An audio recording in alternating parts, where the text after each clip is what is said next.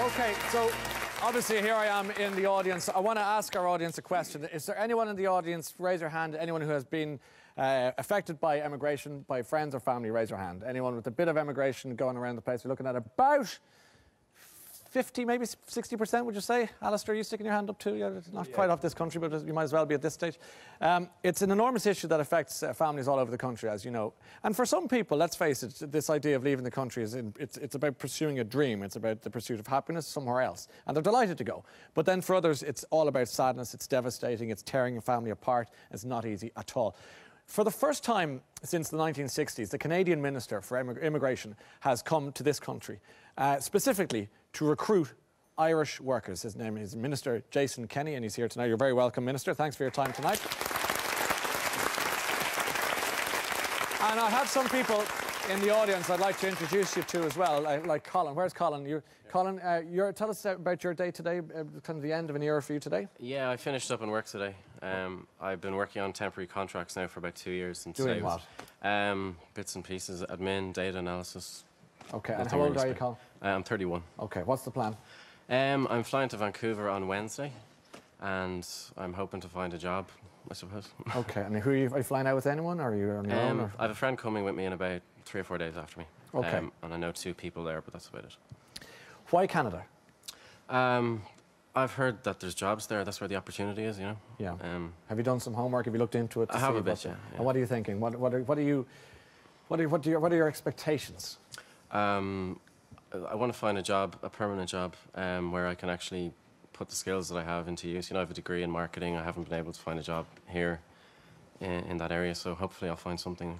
And you're leaving basically because of the lack of jobs? I mean, that's the obvious. Pretty much, yeah. Are you okay with the decision to go? Yeah, I mean, I don't feel like I've been forced into leaving. I mean, I have found work here. You know, I've been quite lucky. I've had temporary work, but I just don't want to go on that way. You know, I need something more challenging.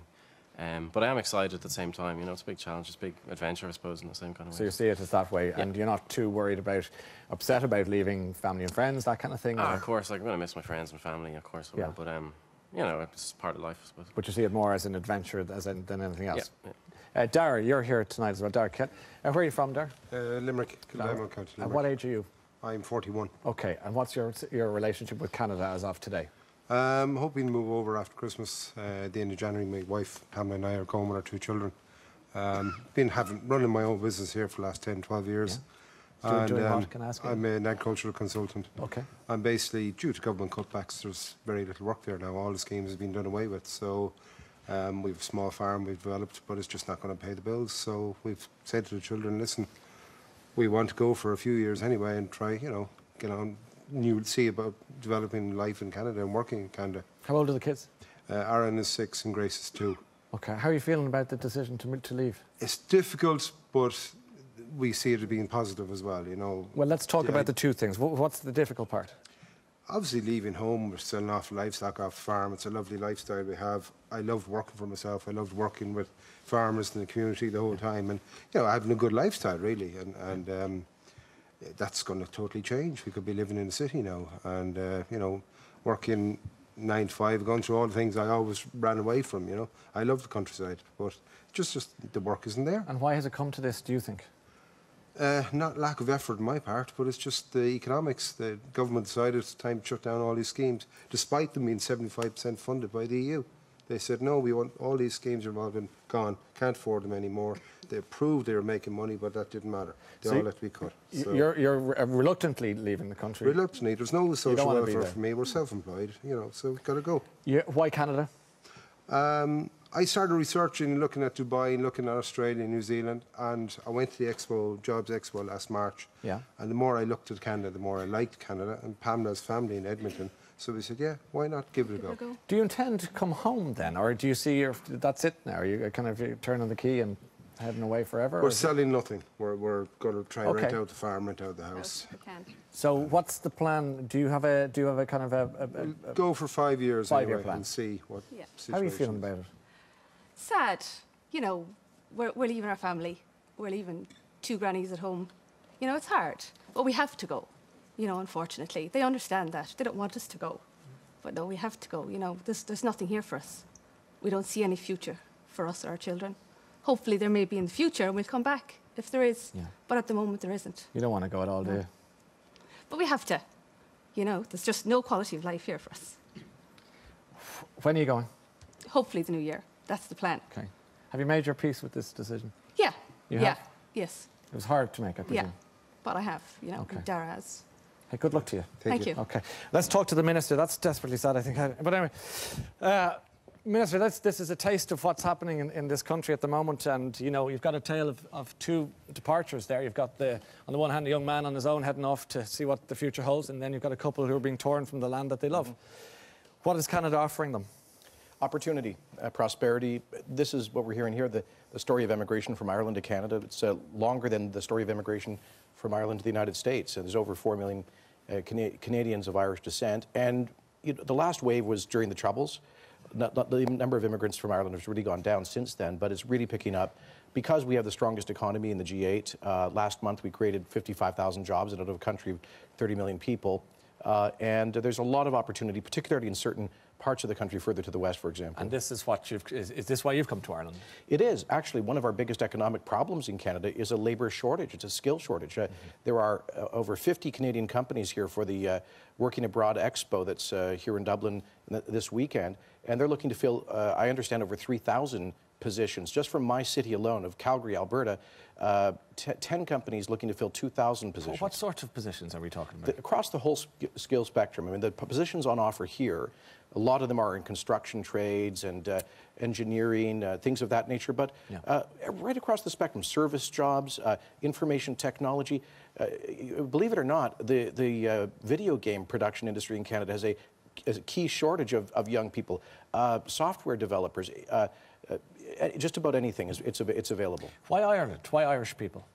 Well, the employers in Canada are increasingly identifying Ireland as a great source of talent, hardworking, highly educated folks who are culturally compatible. They can walk in and get to work the day they arrive. And so it's just, I think, a natural choice for the employers. And you're offering, I mean, how many places or visas? How does that work?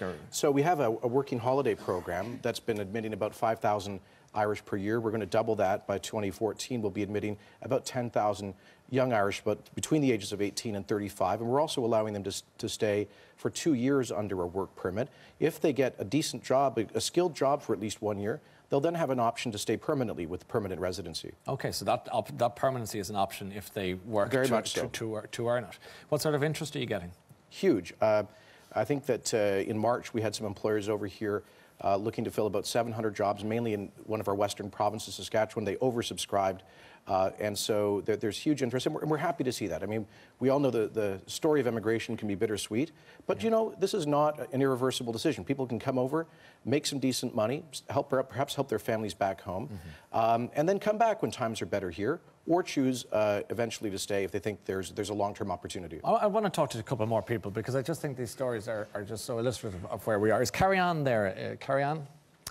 Tell us a bit about yourself, Carrie Ann. What's your plan? Well, myself and a couple of my friends, Laura here is with me tonight. We're going to head out to British Columbia area, kind of maybe Whistler, and just kind of see what jobs we get. I've never went to college when I left school. I just had, you know, a stream of different jobs. I've been quite lucky, in fairness, with the jobs I have gotten, but just nothing permanent and nothing that I saw myself for any long period of time. So, well, what's your job status currently? I work in financial services on a temporary contract. Okay. And it has been rolled over once, but it was the day before it was up. And with that kind of uncertainty, I just figured, you know, I'm 23, I have no ties, there's no certainty in my future here. I may as well go and have a little adventure at the same time. What do you think of Ireland at the moment? It's simple. It's getting by, but I mean, Canada it's in our face, and it seems to be bubbling, for want of a better word, you know. I think for someone of my age and my circumstances, it's the place to be to progress and to So get can I anywhere. ask you, is it adventure or sad departure? It's a happy mixture of both at Is the it? moment, yeah. That's I mean, it. obviously saying goodbye to our friends and family will be the sad part, but I'm hoping once we arrive there that we'll make new friends and we'll have new adventures and new beginnings kind of thing. I'm talking to a lot of people in any given week, on the radio particularly, and they're saying that there's towns and villages around the country that have started to see young people disappearing off the face of the earth. They can't even make up soccer teams and GAA teams. Are many of your friends kind of skedaddling out of the country? Have you noticed there's a drain of people your age in the area? You see your friend beside you nodding. Yeah. Do you want to jump in there? Churchill beside me going. Yeah, drag the dog. Go on. I mean, more and more of my friends are going away. There's 4 of us going away together. I was travelling 2 years ago, and I met a Canadian girl over there, and she's been begging me to come over ever since. And what's she telling you? What's the line? That, you know, there's loads of opportunities over there. It's like there's a great buzz over there, and you know, why not kind of thing. That's basically, I've been to and fro on whether I should go or not, and it's just, we just said why not, like just go for it, because everyone else around us is doing it, and it just, for people our age group, that just seems to be what everyone is doing, because there isn't the opportunities here, and it's very depressing for people our age as well, like trying to get further in careers and that. Joseph O'Connor, just to bring you into this, because you know, you remember back in the day that drain in the 80s. If it wasn't a boat, it was a plane. If it wasn't a plane, it was people swam to get the hell out. Well, it's back. You know. Is it back though? I think it is. Yeah. I mean, myself and my family were in the States this summer in a town called Montauk on Long Island. Just hundreds and hundreds of Irish kids there working in the bars and the restaurants and all of that. Irish tricolours flying all over the town. Yeah. It was near the end of the summer. Some of them were there on J1s, you know, just as summer jobs. It's a casual thing. It was, yeah, but they looked very unhappy about having to come back, and I wasn't sure that all of them would. I think it is really difficult for this generation of young Irish people in a way that it wasn't for people of my age. I mean, if you left school or college in the early 1980s in Ireland, you had sort of been brought up to believe that you would emigrate. Anything like the Celtic Tiger or full employment was just never going to happen. But it does kind of suggest a depressing scenario. That is, the Irish default position, some might say, is send them off. That the Celtic Tiger was a blip, an economic, once-off, and that actually, whether it's the 80s or the 50s, in recent times, there's always an excuse. There's always a downturn. There's always seems to be this drain. There is. The only, the positive corollary to it, I suppose, is that historically, the part of emigration that has been good for Ireland is when people come back. Because Ireland is a very monocultural place. It is, I think, still quite small, quite insular. As waves of people have come back, including people my age who came back towards the end of the 90s. They brought new ideas with them and new, just having been exposed to other cultures, and all of that has been very good. But you see, it's easy to say that sitting here, but you hear those stories, and I wish, as an Irish person, that those people were staying here. But they don't. But you see, the worry is that we put a grim sheen on what actually could be quite an optimistic story of escape to the sunshine. I mean, obviously, we heard one story that is particularly sad. And emotional from a couple who don't want to leave the land, as we know our relationship with the land. And then we hear a bunch of other guys who are just going, yeah, it's great. Our friends are over there. It's going to be a lot of fun. We're going to go and see another part of the world. Alistair, you've come from a country where a lot of people came to your country, including a lot of Irish people, got a good living and a good home there. I mean, what do you make of this as a tourist, if you will? Well, there's two things. One, I think it's this, what you have just been saying and what these people are saying about why they want to go to Canada kind of exposes the nonsense that our government in particular is constantly trying to say that this economic crisis is affecting the whole world and there's nothing that we can do. Some governments actually have come out of the crisis pretty well. And the other thing I'd say is that, for Irish people, in Britain, I mean, I know loads and loads and loads of Irish people for whom probably they'd say that the emigration for them has been a good thing.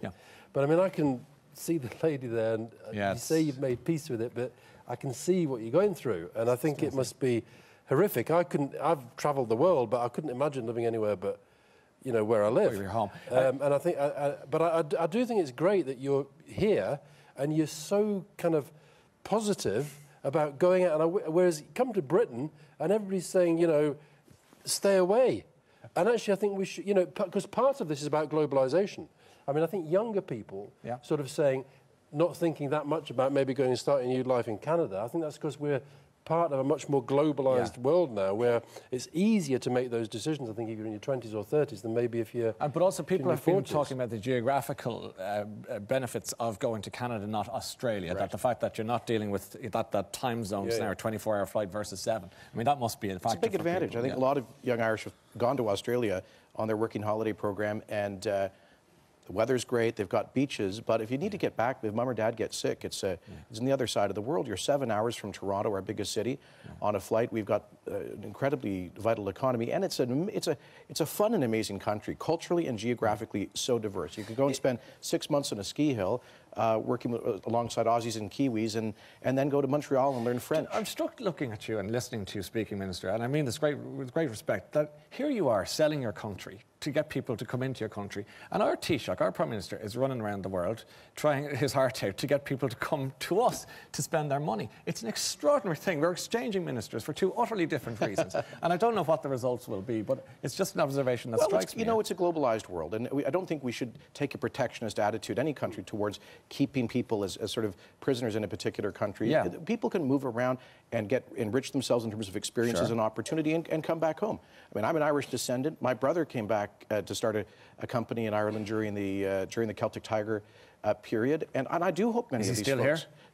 He left, actually. He left, okay. Well, that tells its own tale. So you literally have first-hand experience of the good, the bad and the ugly. Alistair. The Taoiseach is on the front cover of Time magazine. Time Europe, as the Celtic comeback. What's that about? Well, it's the European edition of Time magazine are suggesting that the Taoiseach's, whatever he's doing for the economy is something of great... Note. Thank you, Mr. Campbell. Is Gary Cunningham in the audience? Gary, let's have a chat with you. How are you getting on, Gary? All good, Jay. What do you think of the Taoiseach being on the cover of Time magazine? So what can you do? You want to do a little bit more now. Get off the magazine and do a bit more for the country. Where are you from? Walford. What do you do there? Qualified electrician, but kind of out of work now at the moment. In the last 4 years, I've probably had about 6 months' work, kind of on and off. A year of that then I spent in Switzerland because I couldn't get work here. My brother there, he's gone 17 years. So I just rang him and I said, get me work there. And he got me work in the meat factory there for 12 months. So came home to get me papers and try and get me save on and go head for Canada. Why Canada, Gary? Just a much better lifestyle there. The standard of living is supposedly very good there. Job opportunity there. Outdoor lifestyle, I'd love that, like mountain biking, snowboarding, just camping. You have your 4 proper seasons, weather. Four proper seasons. Yeah, I think you should come up here and sit beside the minister because you're selling Canada very well. I think he should get all 4 of the job. Come on, make us try it. He should be a junior minister at least. What's the plan then? Who are you going with? Going with the girlfriend here. Okay. Fiona. And was that a decision that you made together, or did one of you say, was one of you pushing? More or less, kind of. When the two of us had the idea of Canada before we'd met, and then we got together and we're talking, saying that Canada was somewhere that we'd like to go, and we're like, if things are good, then we'll go together. And Fiona, do you have a job, or what's your? I've just finished up my job. Like, the plan is to actually go to Canada sooner rather than later. So I finished up in the job now with the intention of going like the end of the month, actually. So the end of the month. What job were you doing there? I was working in accounts. Accounts, okay. And when do you expect to come back, or is that an issue you're thinking of at the moment? There's no opportunities, really. And you say that smiling. Are you happy? Well, like, if I had the opportunity, if the lifestyle and the work was here, like, you know, you would want to come home. Your family and your friends and everything that you know is here, like, but there's nothing to come home to, really, like, you know, so you're kind of stuck in a situation where do you love your country? I love my family. That's not what I asked you. But, I don't know. I can take it or leave it, really. Well, I think leaving it is the answer it's to the what answer. given can't wish you enough happiness in your travels, and good luck with it. Thanks. Joe, what do you think? I think you should give a plane ticket to Canada to everyone in the audience.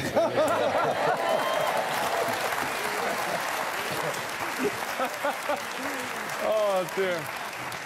But do you find it? Are you in two minds? Are you depressed by what you're hearing? Are you heartened by what you're hearing? Or? Like, as a citizen, and as a parent, you would have to say one of the duties of a country surely is to offer its people a chance to live there and stay there. I think it's to our loss that people are leaving. I didn't mean to suggest that it would be grim for them. It won't. I mean, immigration in my case is a very exciting experience. And I think it's good for most people to spend some time living out of the country.